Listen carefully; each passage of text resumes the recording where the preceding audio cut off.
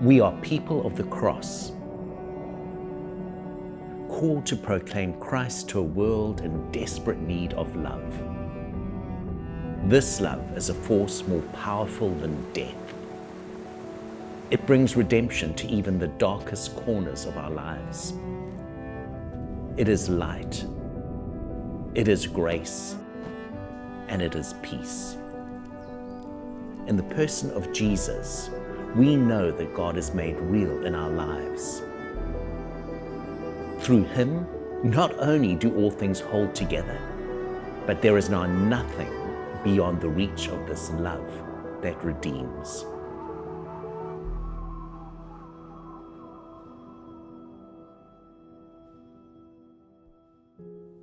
At the center of the Christian faith stands the cross of Jesus. It speaks of our guilt, for the story of the cross is one in which we are all implicated. Perhaps we are represented by the fickle crowd who cried, "Crucify, crucify." Or perhaps we were the Roman soldiers who were simply doing their job while they nailed Jesus to the wooden beam. Or perhaps, like Pilate's wife, we ineffectually advised not to participate in the execution of this innocent man, but don't really push that hard. Maybe like Pilate, we try to wash our hands of the injustice taking place under our watch. Or like the accusing religious leaders, we might be more committed to the status quo than the work of God. Whoever we are, in some way, we are present at the cross of Calvary. And the result of our collective presence is that the Son of God suffers and is crucified at our hands. The cross speaks of our guilt and failure, the execution of the only truly good man to ever walk this earth. The cross also speaks words of hope and love. Instead of wrath and retaliation, we hear the words of Jesus, "Father, forgive them." Why those words? We can't answer, but the impact is undeniable. Something changes because of the cross. It changes deep inside all those who stand at the cross and accept the forgiveness that transforms. The cross starts as devastating injustice, defeat, and death. But when Jesus was dead, buried, and soon to be forgotten, God intervened and raised him from the dead. This was the turning point of all history, the day death died, the day despair morphed to hope, the day that speaks of immortality and the ultimate defeat of all evil. The day that starts with such despair becomes the day of forgiveness, hope, and redemption.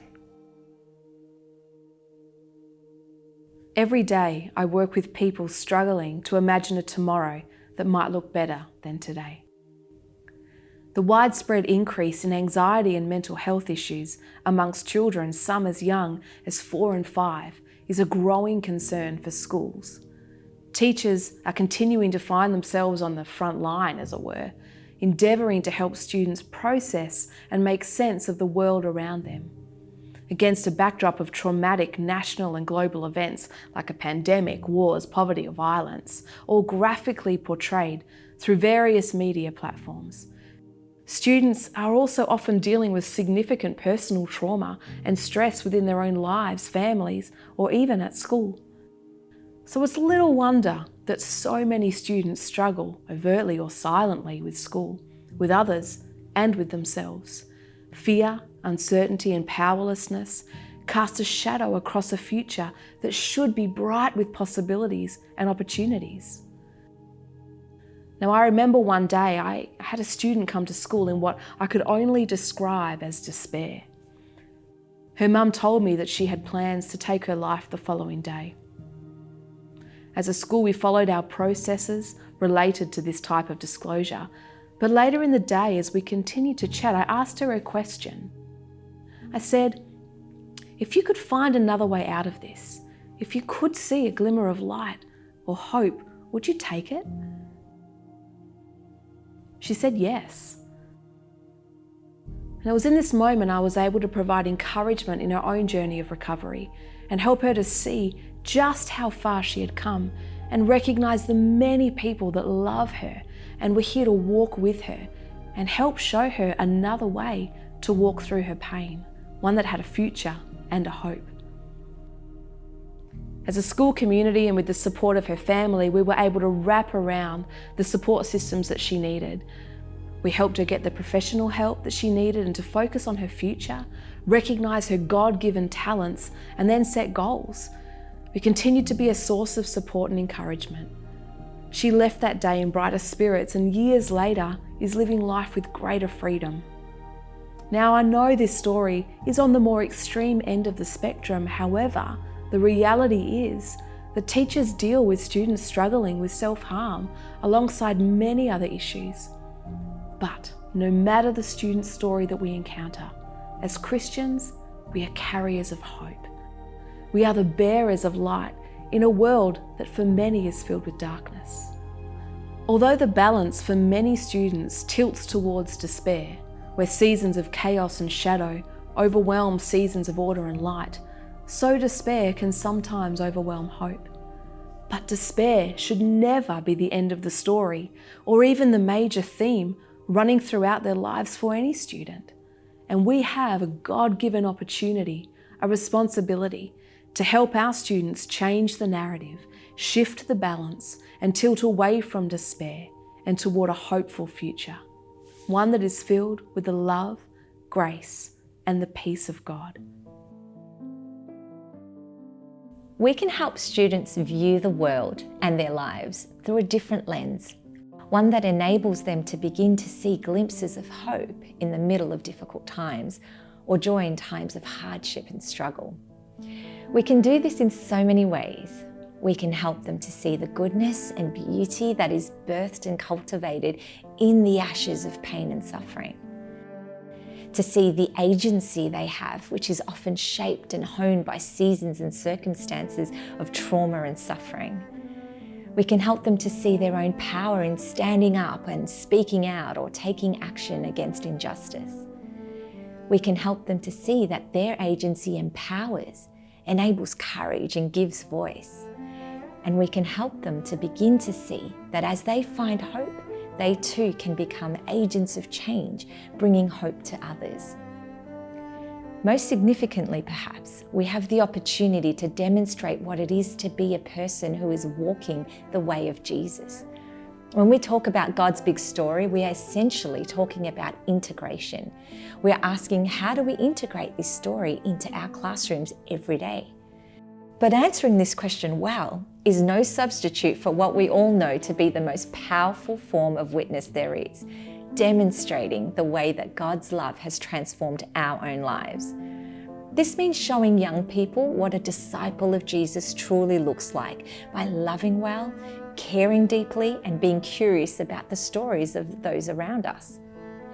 Sometimes we might do this with words, sometimes with a smile or a simple encouragement. But one of the most powerful questions God's big story asks of us as educators is, how has the love of God transformed you and me? The tilt from despair towards hope is a significant part of the journey towards helping our students flourish.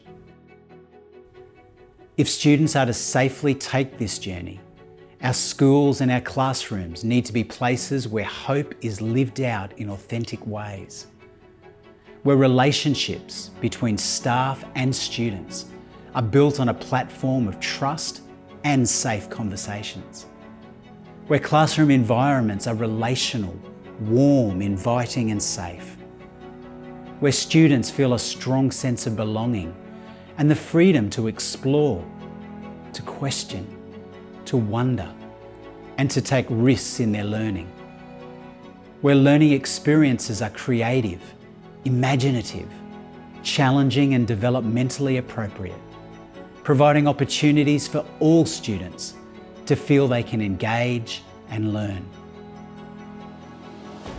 Our classrooms need to be hope-filled places where students can learn about the Jesus they never knew, the one who is present in every moment and in every learning experience, and who walks with them in suffering and joy, and in life's most devastating moments brings hope in the midst of despair.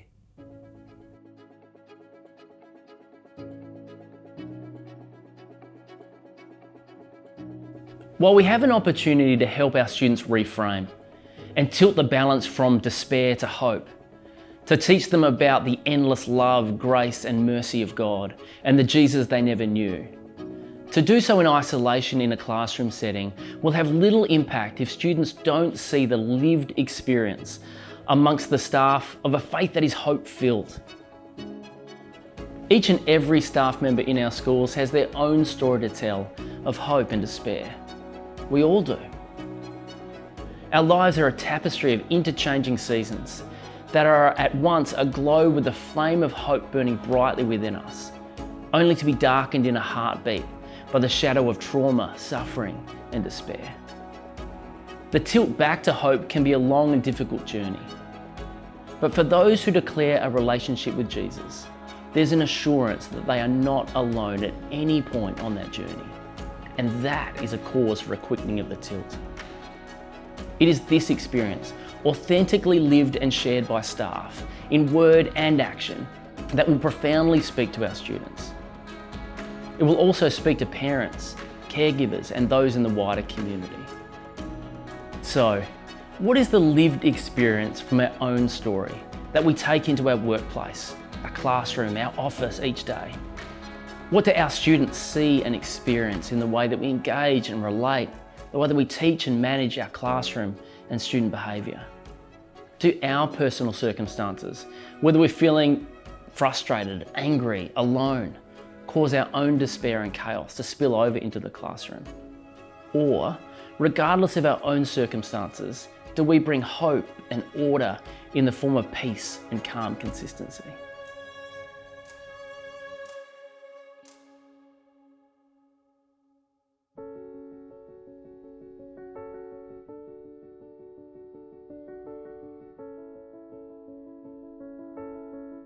Redemption, simply put, describes how things might be turned around or reshaped. That which has gone astray is now being turned into something beautiful or returned to its original condition. Ultimately, the scriptures are a story revealing God's solution to the problem of sin and brokenness.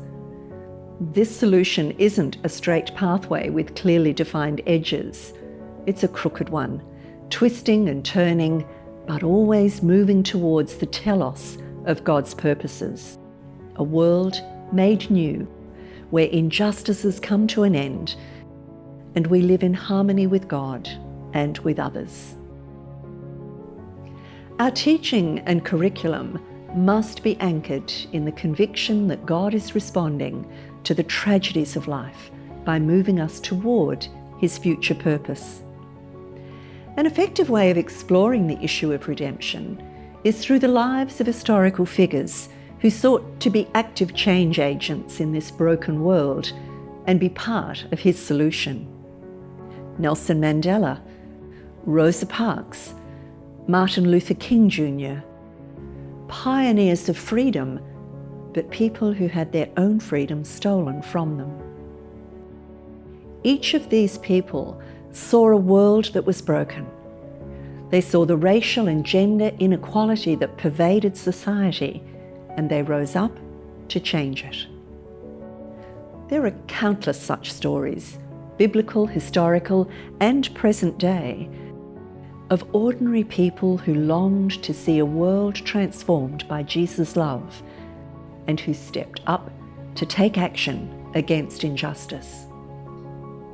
Finding stories that your students can engage with, Mother Teresa, William Wilberforce, Eric Liddell, can inspire them to step up as they begin to understand that redemptive action can take many forms. An integrated curriculum approach also provides wonderful opportunities for teachers to explore the idea of redemption with their students. For example, identifying a particular issue of injustice or brokenness that the class would like to investigate together, developing a framework for questioning and deepening their understanding of the core issues, exploring a biblical perspective, and determining what political, economic, social, or environmental action they can take that might bring about the change so desperately required. Though we can empower young people to challenge the social and economic frameworks that hold communities in poverty by exploring their history and contribution, we also want to see a redemption of their own heart. Our students will be the next generation of lawyers, politicians, teachers, scientists, and developers. They will be the next generation of leaders. It's imperative that we help them to understand God's purpose for the world and their lives, to see the brokenness that exists, and then to see themselves as part of His redemptive plan.